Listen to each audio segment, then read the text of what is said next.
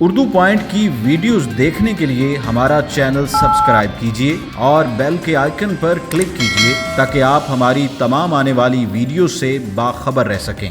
Urdu point پر آپ کو خوش آمدید کہتے ہیں۔ جناب، آج کی اس ویڈیو میں پاکستانی تاریخ کے سب سے بڑے جاری فراڈ کے بارے میں ہم بات کرنے والے ہیں۔ ایک نوجوان لندن کے ایک بین الاقوامی بینک میں معمولی سا کیشیئر تھا۔ اس نے بینک کے ساتھ ایک ایسا فراڈ کیا جس کی وجہ سے وہ 20ویں صدی کا سب سے بڑا فراڈیا ثابت ہوا۔ وہ کمپیوٹر کی مدد سے بینک کے لاکھوں کلائنٹس کے اکاؤنٹ سے ایک ایک پینی نکالتا تھا اور یہ رقم اپنی بہن کے اکاؤنٹ میں ڈال دیتا تھا۔ وہ یہ کام 15 برس تک مسلسل کرتا رہا، یہاں تک کہ اس نے کلائنٹس کے اکاؤنٹ سے کئی ملین پاؤنڈ چرا لیے۔ آخر میں یہ شخص ایک یہودی تاجر کی شکایت پر پکڑا گیا۔ یہ یہودی تاجر کئی ماہ تک اپنی بینک اسٹیٹمنٹ واچ کرتا رہا اور اسے محسوس ہوا کہ اس کے اکاؤنٹ سے روزانہ ایک پینی کم ہو رہی ہے۔ چنانچہ وہ بینک مینیجر کے پاس گیا، اسے اپنی سابق بینک اسٹیٹمنٹس دکھائیں اور اس سے تفتیش کا مطالبہ کیا۔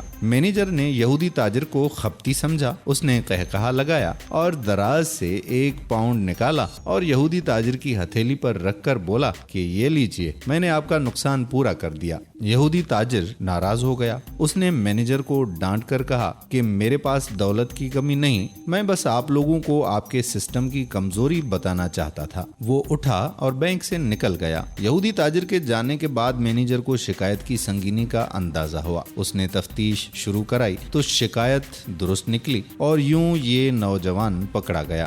یہ لندن کا فراڈ تھا، لیکن ایک فراڈ پاکستان میں بھی ہو رہا ہے۔ اس فراڈ کا تعلق پیسے کے سکے سے جڑا ہے۔ پاکستان کی کرنسی 1 اپریل 1948 عیسوی کو لانچ کی گئی تھی۔ اس کرنسی میں 6 سکے تھے۔ ان سکوں میں 1 روپے کا سکہ، 8 چونی، 2 1 ادنا اور 1 پیسے کا سکہ شامل تھے۔ پیسے کے سکے کو پائی کہا جاتا تھا۔ اس زمانے میں 1 روپیہ 16 آنے اور 64 پیسے کے برابر ہوتا تھا۔ یہ سکے 1 جنوری 1961 عیسوی تک چلتے رہے۔ 1961 میں صدر ایوب خان نے ملک میں اشاریہ نظام نافذ کر دیا، جس کے بعد روپیہ 100 پیسوں کا ہو گیا، جبکہ 8 چونی، 2 اور پائی ختم ہو گئی۔ اس کی جگہ 50 پیسے، 25 پیسے، 10 پیسے، 5 پیسے اور 1 پیسے کے سکے رائج ہو گئے۔ یہ سکے جنرل ضیاء الحق کے دور تک چلتے رہے، لیکن بعد ازاں آہستہ آہستہ ختم ہوتے چلے گئے، یہاں تک کہ آج سب سے چھوٹا سکہ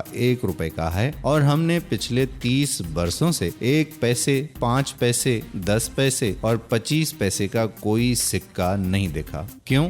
کیونکہ اسٹیٹ بینک یہ سکے جاری ہی نہیں کر رہا۔ لیکن آپ حکومت کا کمال دیکھیے، حکومت جب بھی پیٹرول، گیس اور بجلی کی قیمت میں اضافہ کرتی ہے تو اس میں روپیوں کے ساتھ ساتھ پیسے ضرور شامل ہوتے ہیں۔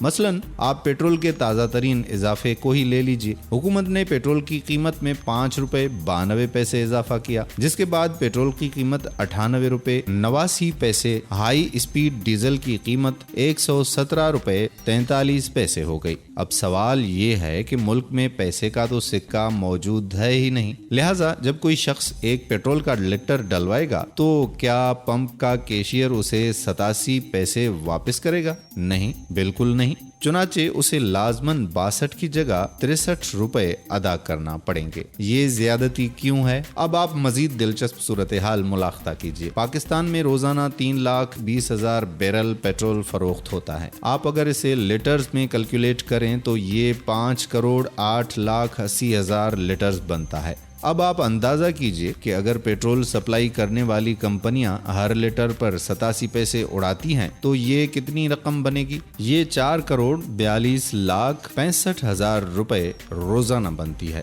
یہ رقم حتمی نہیں ہے کیونکہ تمام لوگ پیٹرول نہیں ڈلواتے۔ صارفین ڈیزل اور مٹی کا تیل بھی خریدتے ہیں اور زیادہ تر لوگ 5 سے 40 لیٹر پیٹرول خریدتے ہیں اور بڑی حد تک یہ پیسے روپیوں میں تبدیل ہو جاتے ہیں، لیکن اس کے باوجود پیسوں کی ہیرا پھیری موجود رہتی ہے۔ مجھے یقین ہے کہ اگر کوئی معاشی ماہر اس ایشو پر تحقیق کرے، وہ پیسوں کی اس ہیرا پھیری کو مہینوں کو برسوں اور برسوں کو 30 سال سے ضرب کر دے تو یہ اربوں روپے بن جائیں گے۔ गोया हमारी सरकारी मशीनरी 30 बरस से चंद खुफिया कंपनियों को अरबों रुपए का फायदा पहुंचा रही है और हुकूमत को मालूम तक नहीं। हम अगर इस सवाल का जवाब तलाश करें तो ये पाकिस्तान की तारीख का बहुत बड़ा स्कैंडल साबित होगा। ये भी हो सकता है कि इस करप्शन का वॉल्यूम 4.5 करोड़ रुपए ना हो, लेकिन इसके बावजूद ये सवाल अपनी जगह मौजूद रहेगा कि जब स्टेट बैंक पैसे का सिक्का जारी ही नहीं कर रहा तो हुकूमत करेंसी को सिक्कों में क्यों माप रही है और हम राउंड फिगर में कीमतों का तायुन क्यों करते हैं। हम 62 रुपए 13 पैसों को 62 रुपए कर दें या फिर पूरे 63 पैसे कर दें ताकि हुकूमत और सार्फिन दोनों को सहूलत हो जाए। हुकूमत अगर ऐसा नहीं कर रही तो फिर इसमें यकीनन कोई ना कोई हेरा फेरी जरूर मौजूद है,